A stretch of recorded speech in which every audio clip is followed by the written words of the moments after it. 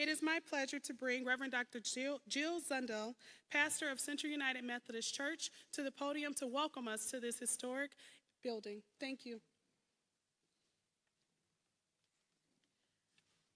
Good morning. I want to welcome you to the oldest Protestant church in the state of Michigan. We were started in 1810 down by the river. We moved here in 1864, which concerned the parishioners that we were moving into the suburbs. This church has earned the title of the conscience of the city. We were at the forefront of abolishing capital punishment in 1830 when this congregation witnessed a hanging and tore down the scaffolding and cried no more. I was working through our archives and found a flyer from the 60s saying that this church has never promised anyone a comfortable pew. If you attend here, you will always hear the preachers crying out for peace and justice. The reason that we are here today is that Martin Luther King Jr. preached here at Central several times from this historic pulpit. The last time he preached here was 2 weeks before his assassination, and his message was about hope. The pastor at that time, Dr. Henry Hitt Crane, offered King the pulpit even though he was Baptist. But King turned it down because he was too busy at that time, and he offered to reconsider it at a later date that never came to fruition. And so I welcome you to this historic place. Thank you. It is now my honor to welcome the mayor of the city of Detroit, the Honorable Mike Duggan.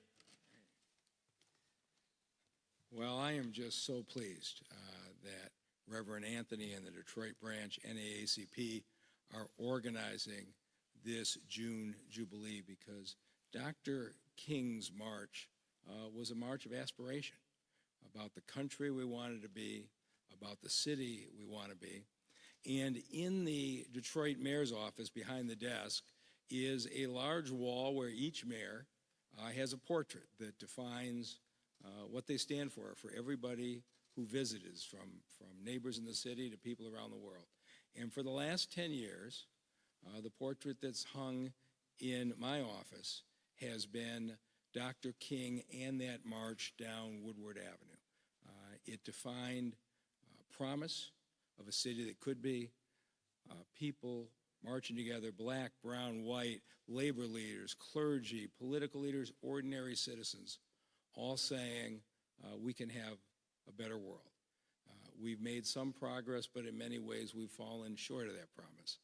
And I think the idea of renewing what that vision was and renewing our commitment to it is a great thing. And Reverend Anthony, thank you so much for organizing this effort.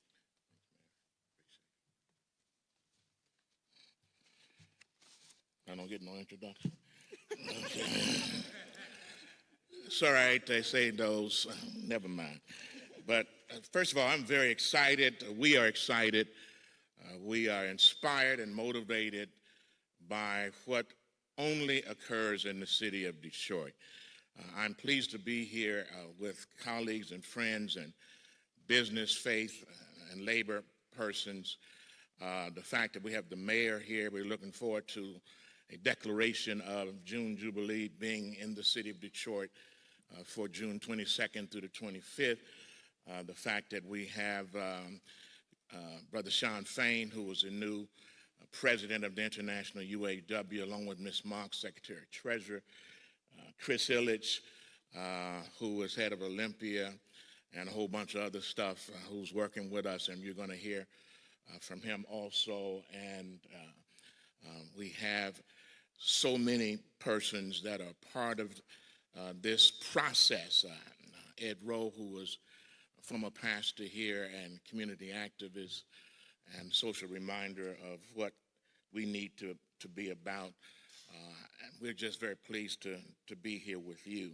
And then we have you, the media, because you can help move this and help folk to understand the significance of what we do. I have a statement, and then I'm going to ask a couple other persons to come and have remarks. It has been 60 years since June 23rd, 1963, when Martin Luther King Jr. was invited to the city of Detroit by the Reverend C.L. Franklin of New Bethel Baptist Church, Reverend Albert Clegg, James Del Rio, Tony Brown Jr., and of course, Walter Reuther, who was then the head of the UAW. They had formed the Detroit Council for Human Rights, significance because of the necessity to bring him to the city of Detroit. Remembering that 14 days after Dr. King spoke here, as Dr. Zundel spoke, giving his last sermon on hope in '63, 14 days later, he would be assassinated in a Memphis, Tennessee motel. The Detroit branch NAACP is pleased to once again commemorate this historic occasion of our June Jubilee, a celebration of freedom. That's what this is, a celebration of freedom, June 22nd through 25th, right here in the city of Detroit. It was in Detroit that Dr. King gave his first I Have a Dream speech at Cobo Hall on that June day. It is important for all of us to remember that before he went to D.C., he came to the Big D. That's Detroit. He came right here. This is a continuation of a commemoration, not just to honor a dream, but to help implement a plan to bring equity and opportunity to all of America's sons and daughters. The Detroit branch, the nation's largest branch, was in the forefront of the Walk to Freedom in 1993, 2003, 2013, and now 2023. For the past 4 decades, we have stayed on the course marching towards freedom and justice. For 4 days, we will focus on the question of freedom and justice, not only that question, but also to discover and rediscover what Dr. King meant when he wrote his last book, Chaos or Community, Where Do We Go From Here? We hold the answer within our hands as it has been deposited deep within our spirits. Our 4-day schedule will include the following. On Thursday, June 22nd, from 9 to 4, we will have Freedom Summits to be held at the Northwest campus of Wayne County Community College District. The topics will include voter mobilization, registration, and protection, critical race theory, what it is and what it ain't, the civil rights movement and labor, closing the wealth gap through housing and equitable access, the criminal justice system, let's stop the violence. On Friday, June 23rd, a special unveiling of a commemorative statue of Dr. King will be placed in Hart Plaza permanently. We're pleased that Rochelle Riley in the city of Detroit will be leading in that effort, but it is a momentum to the first occasion when Dr. King gave his first I Have a Dream speech right in the city of Detroit. Saturday, June 24th, we will have our walk towards freedom beginning at 10 a.m. from Woodward Avenue and Martin Luther King Boulevard, and then a major rally in Hart Plaza.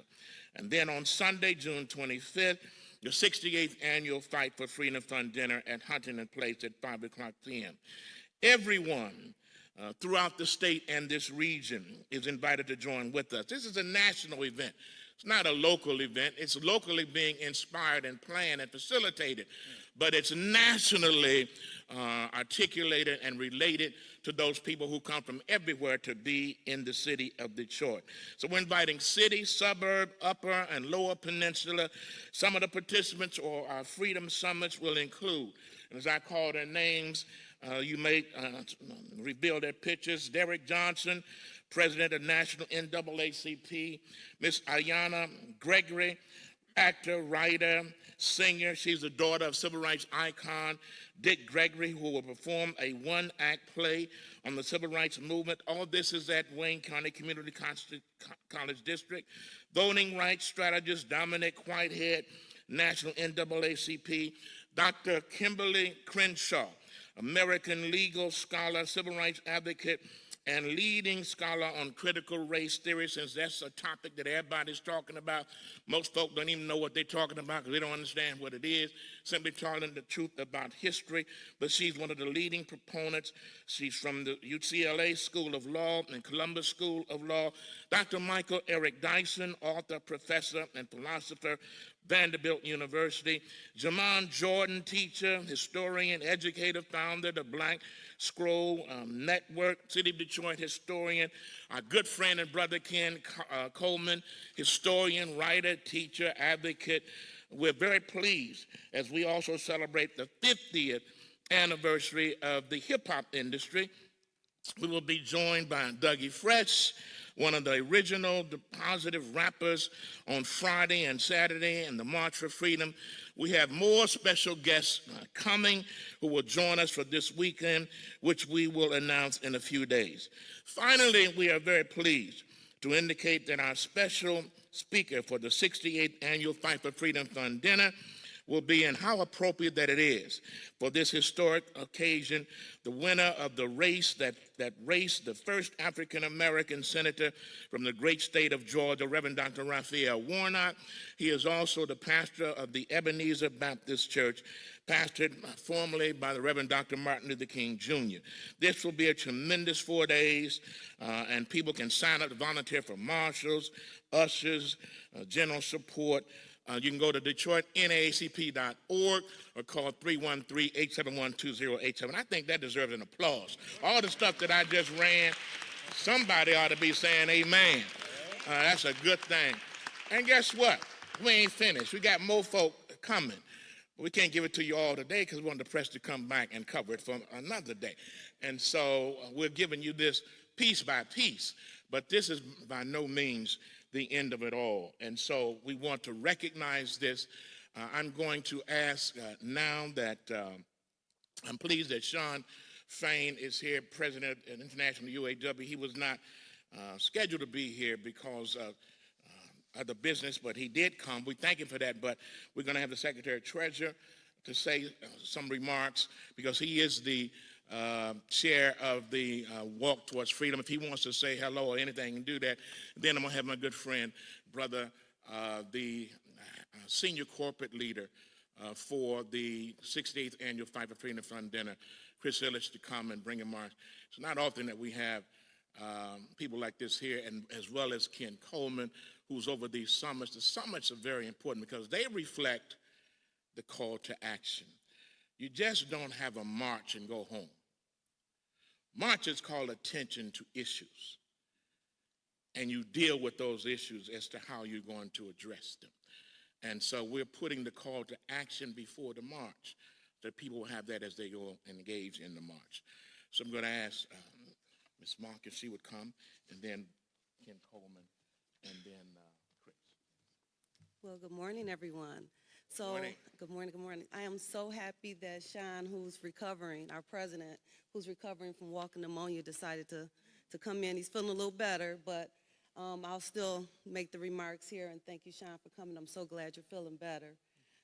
So, as the senior community sponsor of the MLK 60th March, the UAW is proud to stand with the NAACP and our community partners in honoring the legacy of Dr. Martin Luther King.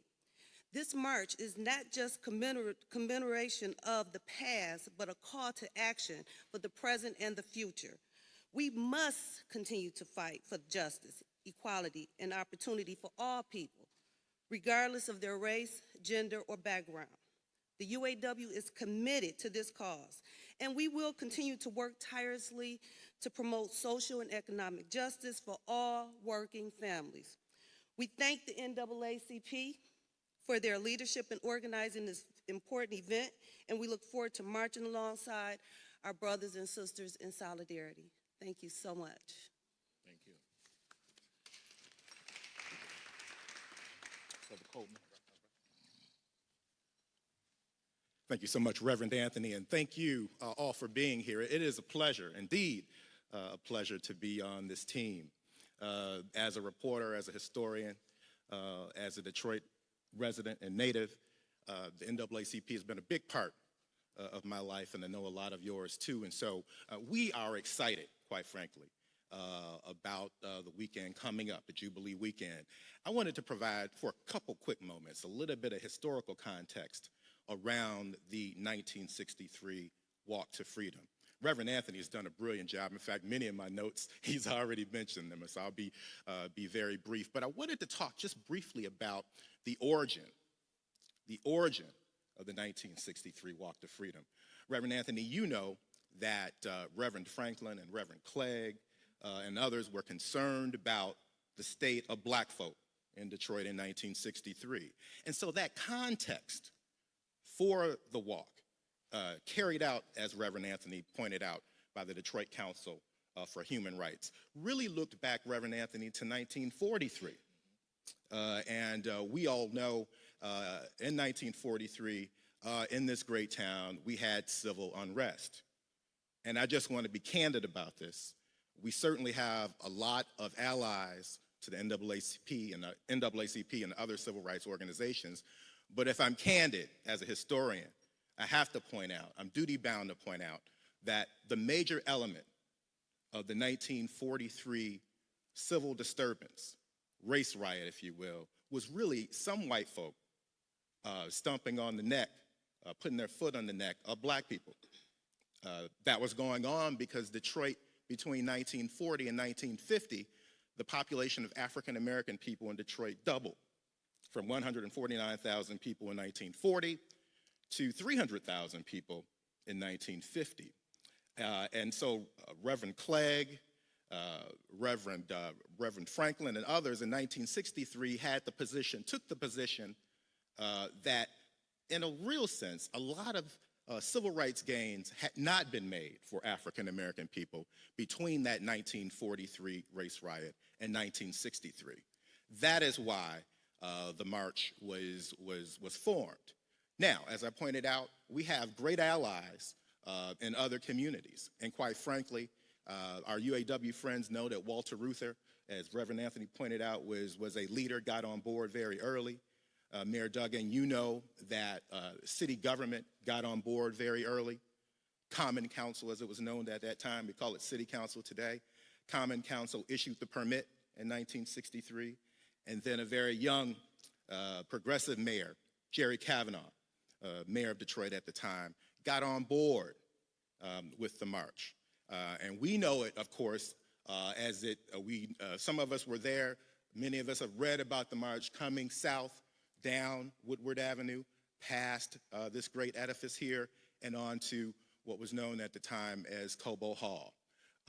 I am so glad and so proud of the Detroit branch NAACP for continuing to remember the march. I was a young reporter in 1993, and Reverend Anthony had just been elected president of the branch, and I participated in that 93 march as a reporter, and I've been to, I believe, all of them since that time, and very excited that we will remember again the great 1963 Walk to Freedom March. And I'm so glad to have so many people be part of a team of so many great people that will make it a success. Thank you so much.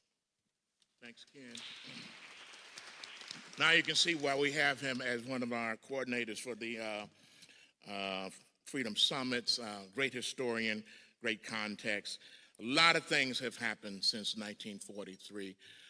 And we didn't have a Chris Illich back then. We didn't have a Mike Duggan or Sean Fain back then. We had them in different kind of perspectives, but the fact that we can come together and stand now in preparation for that is a little different. So let me introduce Chris Illich, who is the Senior Corporate Chair for the 68th Annual Fight for Freedom Fund Dinner. Chris?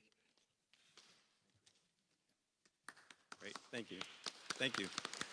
Well, good morning. Thank you, Reverend Anthony, for that. You know, I'm honored to serve as the Senior Corporate Chair of the 68th Fight for Freedom Fund Dinner, and especially in this very special 60th anniversary of the Freedom Walk. You know, in 1989, my father, Mike Illich, moved his Little Caesar headquarters from Farmington Hills to Detroit, Detroit's Fox Theater office building. That very same year, he had the privilege to serve as Senior Corporate Chair of this very dinner that I just spoke of. And the very next year, 1990, Little Caesars was named a lifetime member of the Detroit branch, the NAACP. Ever since then, our mission has been to do everything we can to help our hometown of Detroit and to provide opportunity for Detroiters. This is very aligned with the mission of the Detroit branch of the NAACP. So I am humbled and honored to serve as senior corporate chair of this year's dinner and to be a part of the Freedom Walk, and look forward to supporting these wonderful events. Thank you. Thank you. We also are pleased to have Charity Dean, who is the community co-chair for the dinner, and she's working with a number of black business organizations in the community trying to move that forward. So Charity, please.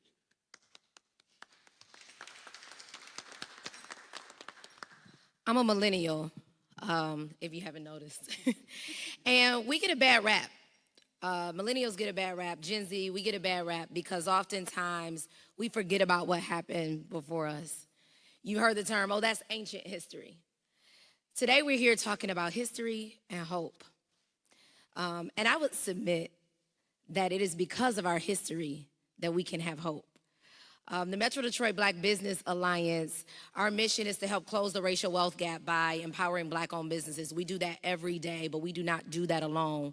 We stand on the shoulders of those that have gone before us, and especially with our partners at the Detroit branch NAACP. To be here in this historic building and to participate in June Jubilee, we are ecstatic. We are a young organization, but we do not forget our history. And it is because of our history that we have hope. We are so excited to be the community co-chair for the Fight for Freedom Fund dinner, and we are excited to be partners with the NAACP. Thank you. Thank you, Charity. Certainly, we would like to have our Michigan State Conference President of the NAACP, Ms. Yvonne White, to come and to bring greetings. Yvonne?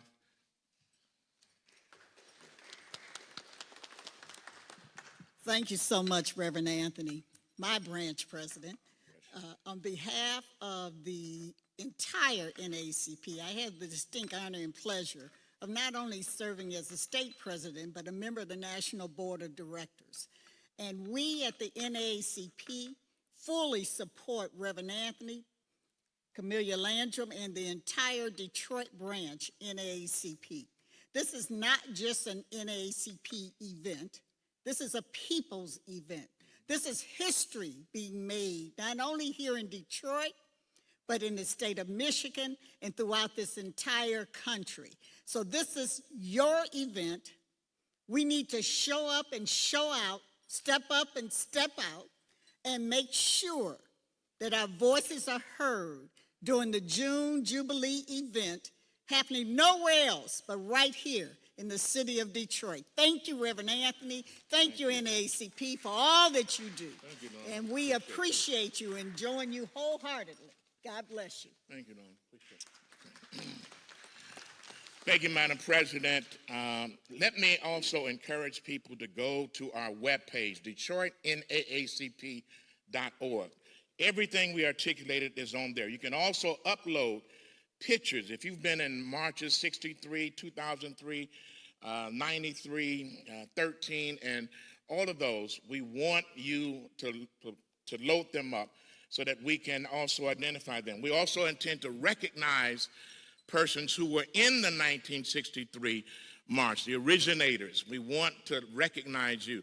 So if you know of persons who were there, go to the website. I also call the Detroit branch, 313-871-2087. I also see in the audience some people who are working with us as committee chairs in other areas. Rayford Jackson working with our entertainment committee. We appreciate him. We just have to monitor him sometimes. We also want to acknowledge and to thank everybody else who's here.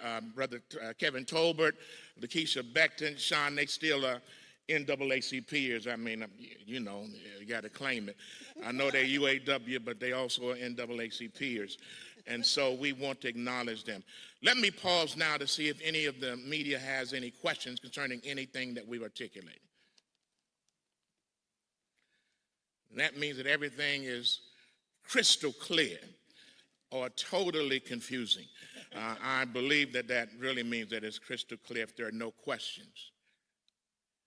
Again, please go to the website, media. You can help us drive people there, DetroitNAACP.org. We need people to register We want folk to register. We want to know that you're coming. Your organizations can sign up. We want everybody, black, white, red, brown, yellow. It's going to be mellow in the city of Detroit.